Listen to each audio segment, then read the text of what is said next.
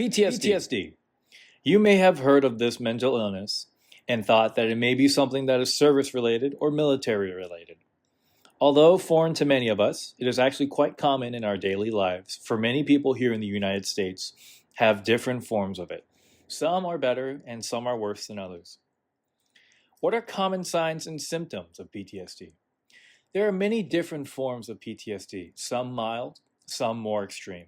Majority of patients have events that lead up to, but are not limited to, violent assaults, natural disasters, accidents, combat, or other forms of violence that can evoke emotional responses. Exposure to these events are quite common, and about 1/2 of all adults will experience at least one of these events in their lives.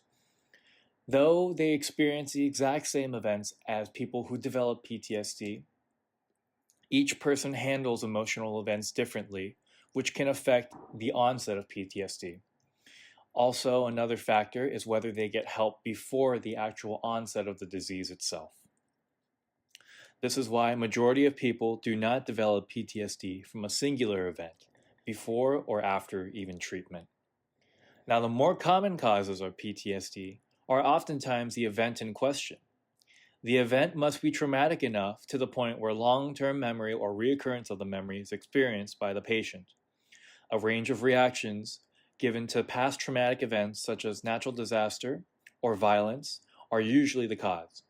In our society today, majority of people believe that PTSD derives from traumatic events from combat, mainly coming from our veterans. Though this may be true for a majority of people, in reality, only 3.6% of adults here in the United States actually experience any form of PTSD that is outside of the military.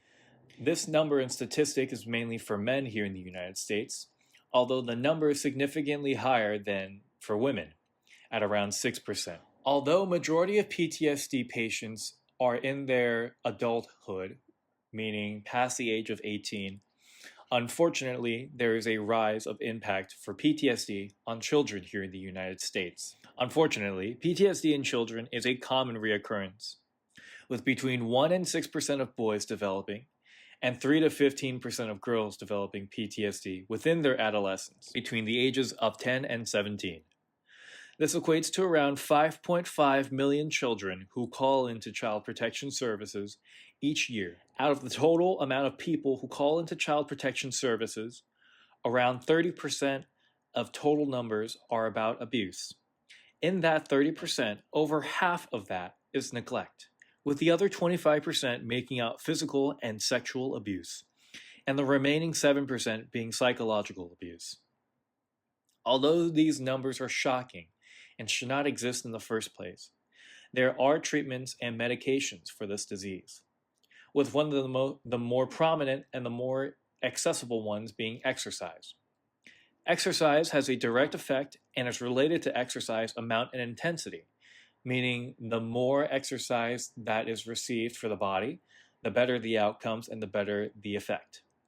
It can also be the best option for veterans. From a recent article by the Veterans Affairs Office, exercise can be the best option for veterans to help with their PTSD, especially those in the realm of relaxation and body health, such as yoga or Pilates, oftentimes incorporating breathing exercises and methods of relaxation to help the mind and body recover.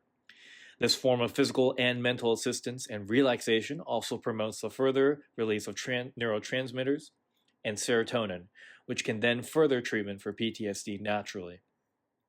Although I've proven the significance of PTSD here in the United States, I've not given my personal reason as to why I decided this topic.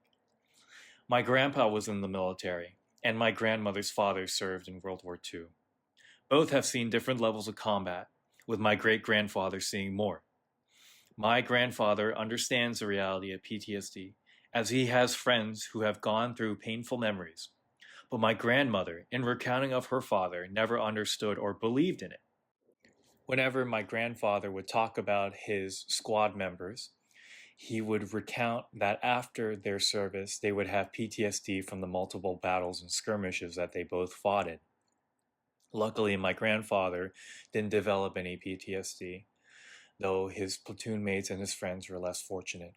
And each time that he would bring it up, my grandma would be more dismissive about it. And I realized that that would really hurt my grandfather's feelings. So this research really is dedicated to him and his friends, and I know it would make him happy when I show him this video.